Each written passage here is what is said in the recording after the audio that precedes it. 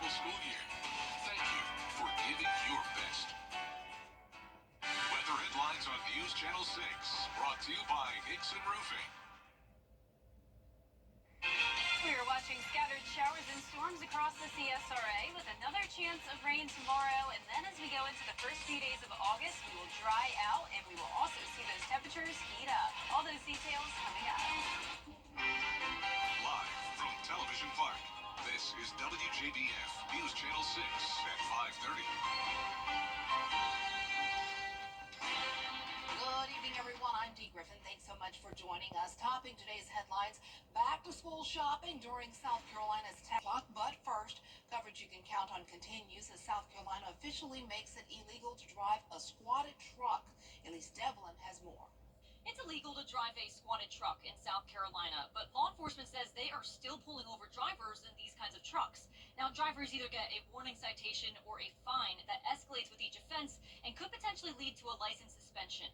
It's a great thing it's passed. I think it was an awful decision for these people to do this on their trucks or vehicles.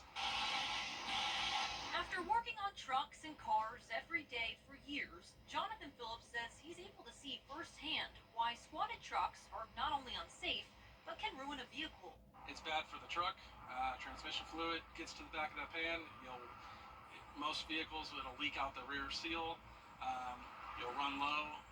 You'll hit brake lines in the rear. He says their shop used to work on a decent amount of squatted trucks, and before lifting each truck, he would advise them not to go through with it. And now it's no longer a choice for drivers after a new law was passed in November, and the grace period for the law ended in May, allowing law enforcement to distribute tickets. We have had a couple of people who have not fixed the issue that have been cited for it. Officials say a truck would be considered illegal if the front fender is raised more than 4 inches over the rear one. That can be measured through the center line of the vehicle.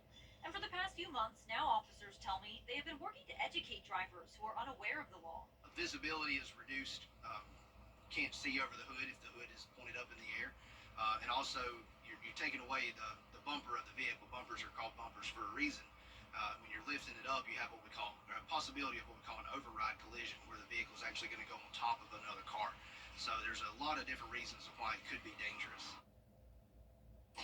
Wildfires are causing a crisis in the West Coast as more than 500 acres of land are burning in California. Thousands are ordered to evacuate as firefighters fight the flames. The massive fires are forcing thousands to evacuate. Firefighters are on alert for shifting winds as the flames can jump the fire lines. As of now, the fire is only 12% contained, with the blaze destroying at least 100 homes and buildings. 47,000 firefighters are working around the clock. Well, time now for a first check, not final, but first check of our stormy weather. And Chief Meteorologist Jennifer Tracci joins us now. We're not talking fire, we're talking rain and storms here. Yes, completely opposite here in the CSRA. We have had a lot of rain over the month of July, Dee. In fact, we've had over 8 inches now at Augusta Busch Field. And Augusta Busch Field is getting more rain today and more possible again tomorrow. But right now on Live Viper 6, you can see those scattered showers and storms covering a good amount of our counties here, including Lincoln and McCormick. Widespread light rain. Also to the south of Washington and Wilkes County.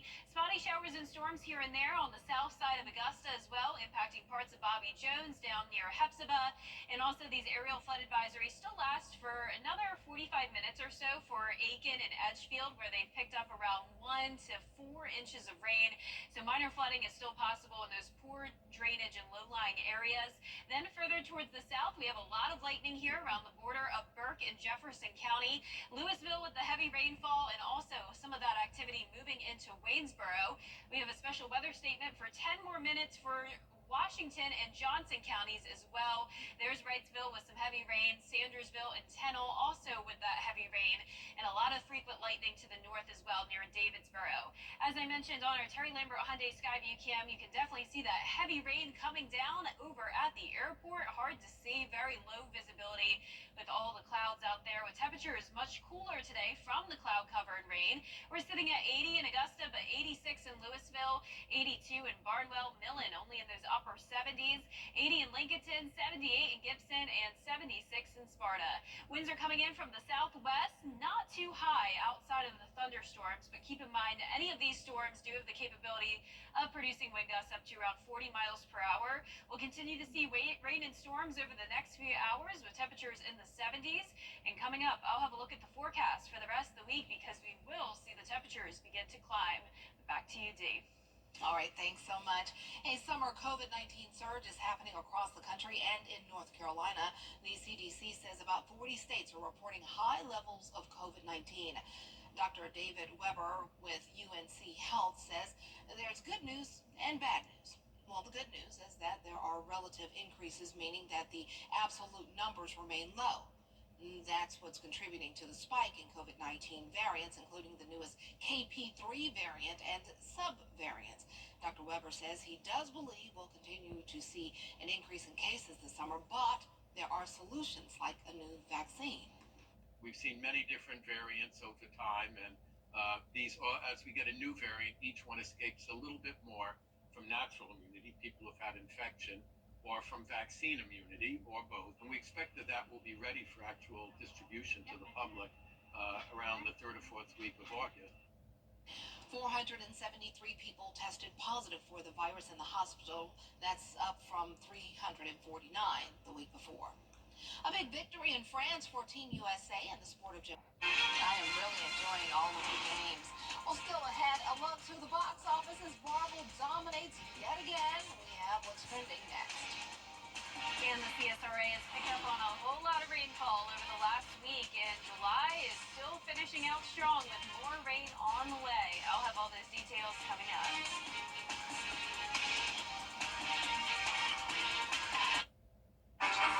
EFC today. You've never been afraid to put in the work. The extra early, extra late, extra work. Because you understand that education is the key that unlocks everything. Better pay, better hours, better opportunities, a better you. And playing the lottery is no different. Getting educated before you play gives you the tools you need to be a better player. Like knowing when to play and when to take a rain check. Visit sceducationlottery.com/betteryou to be a better player. We're the Spence Squad. Well, it was a busy weekend at the box office with Deadpool and Wolverine. Well, let's take a look at how they did. Scott Mantz has the details.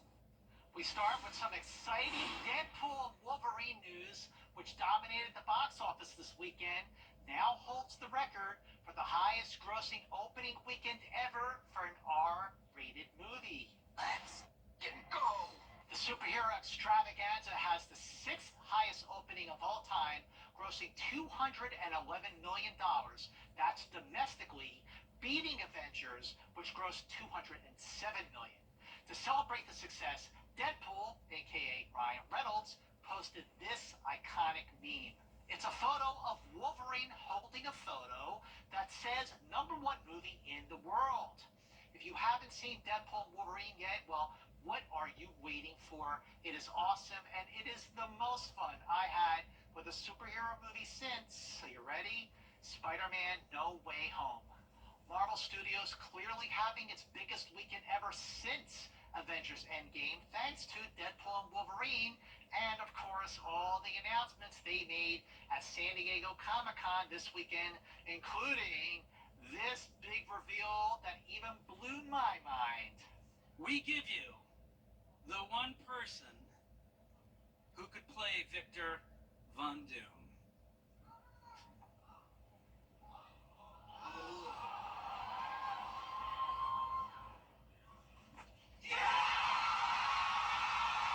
On Saturday, it was announced that Robert Downey Jr., or should I say Academy Award winner Robert Downey Jr. for Oppenheimer, would return to the Marvel Cinematic Universe. Not as Iron Man, but as villain Victor Von Doom, aka Dr. Doom. He's set to return in the next 2 Avengers films, Doomsday and Secret Wars. Fans, of course, went nuts, and even Downey's former co-stars are reacting. Gwyneth Paltrow commented on Downey's Instagram post about the surprise, saying, quote, "I don't get it. So you're a baddie now?" Alluding to the fact that he's now playing a villain, a baddie. Another panel is making headlines for this highly anticipated film. I want to make another run at making Captain America an official military position. And if we disagree on how to manage this situation, then what happens? Work with me, Sam. We'll show the world a better way forward. That's set to hit theaters next year, and that is your entertainment report. In Hollywood, I'm Scott Movie Nance. Okay, I was one of the fans going crazy when Robert Downey Jr. took that mask off. Oh, I was so excited. I loved Iron Man, but I cannot wait to see him play Dr. Doom. This is going to be so great. Okay, so let's see if our weather's going to improve and be great again one day soon. We'll see, but I don't know about right now. Jenna has the full forecast coming up next. Don't go away.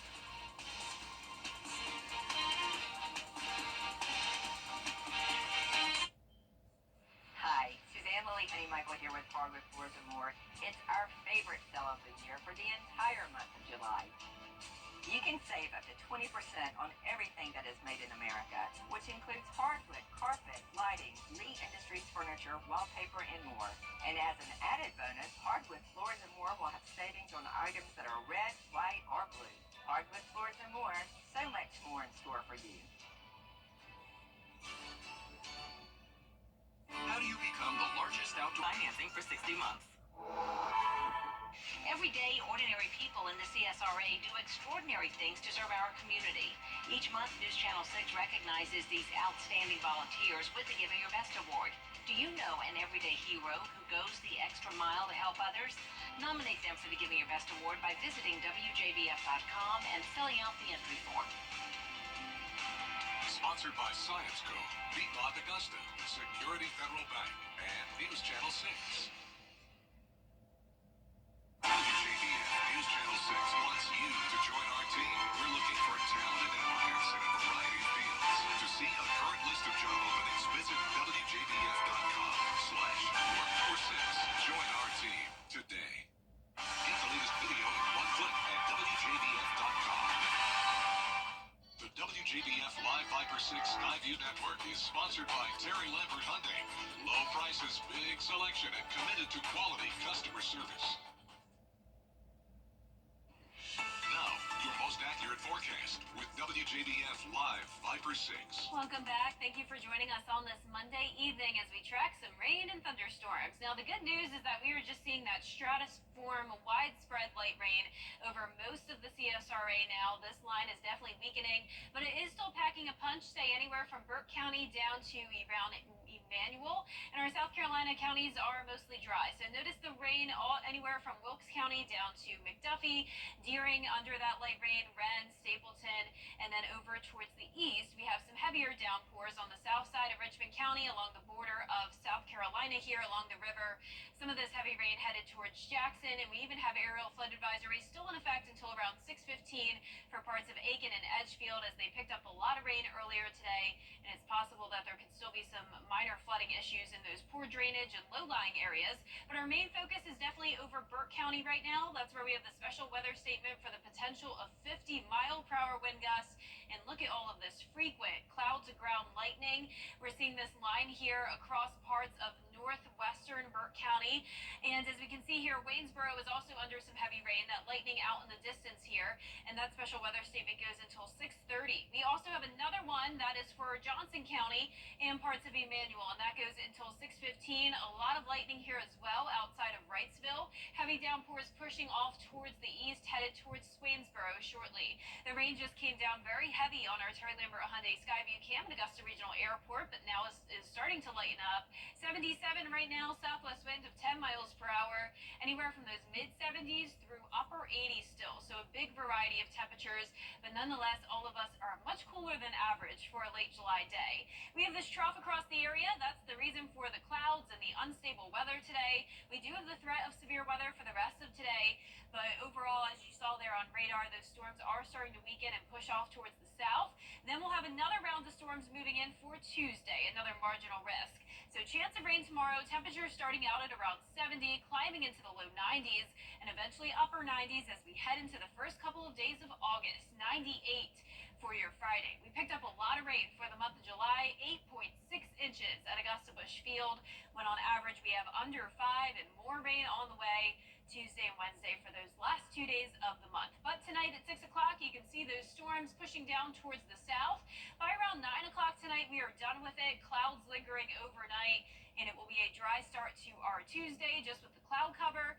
Then let's pick things up around 10 a.m. on Tuesday. You can see we have another complex of thunderstorms that is expected to develop, and any of these cells here could contain the damaging wind gusts and, of course, the lightning as well. We'll also be watching for flooding. Now, we do have some other models that are showing this timing much differently, with that complex forming later on in the day. You can see this model still showing that chance of rain and storms as well through Tuesday evening, but we'll certainly keep you updated on that. We're also watching the tropics closely. We have this disturbance well away from us still. A lot of Saharan dust it has to overcome, but overall there is a 50% chance of development as it will be moving up towards the northwest. Could be bringing us some impacts by the middle to late next week, but overall still a lot of uncertainty there, and we'll certainly keep you updated. Our 10-day forecast showing those chances of rain for now, then down to 20% Thursday and Friday. Scattered showers and storms again over the weekend. And once again, we are heating up. 98 for the second day of August. Hopefully we will stay shy of that 100-degree mark, though. Yes, we don't need to go up. We need to go down just a little bit. Yeah, All I right. know. I hope so. Thanks a lot. Well, stay with us. We'll look to a new trend in sending wedding invitations coming up.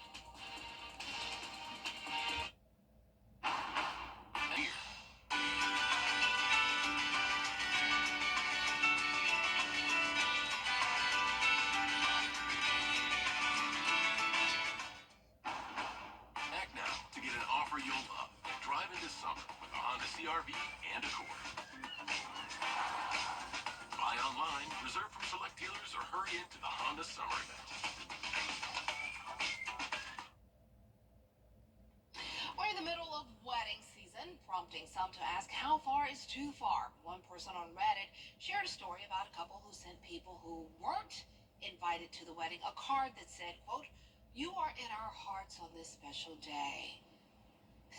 Not only that, the bride and groom assigned jobs to the guests that were invited, like clearing and setting up tables for the reception. The post is getting mixed reviews, with some saying it's their big day and they can do what they want. Others say it's peculiar. So why would you send something to others who were not invited that you are in our hearts today? Obviously not. You didn't invite them. Oh, but I don't know. Well, that's our half hour for now. Thanks so much for joining us. Coming up on News Channel 6 at 6, we have a look at the 2 years after an Augusta monument was destroyed, how city leaders are trying to move forward. A closer look next.